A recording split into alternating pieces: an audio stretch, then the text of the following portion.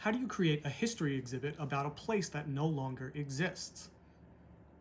I'm historian John Marks, and one of the most interesting things I'm seeing in history lately is happening at the Missouri History Museum in St. Louis, where they've unveiled a new exhibit about Mill Creek, a historic black neighborhood in the city that was nearly wiped off the map in the mid 20th century.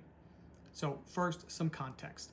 Mill Creek Valley was a thriving black community in St. Louis during the first half of the 20th century.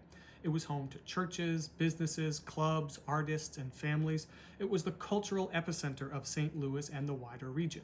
Then, in the 1950s, policies of so-called urban renewal destroyed more than 400 acres of the neighborhood, displacing around 20,000 residents to make way for new development.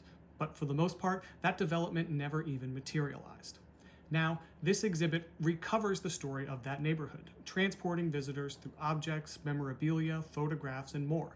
It even includes film footage of everyday life from the neighborhood, allowing us to see its fashions and its rhythms.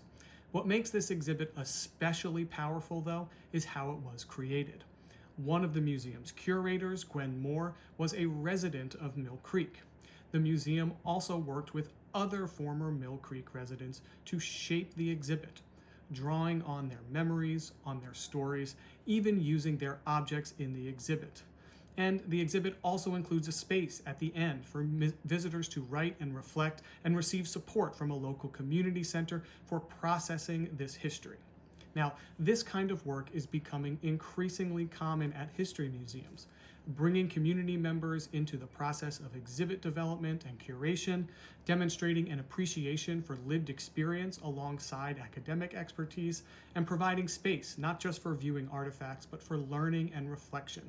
Many of these practices have quickly become best practices in the field. So for me, it's always exciting to see all of this work come together at a place like the History Museum in St. Louis. So that's what I'm seeing in history lately. Follow along and let me know what you think.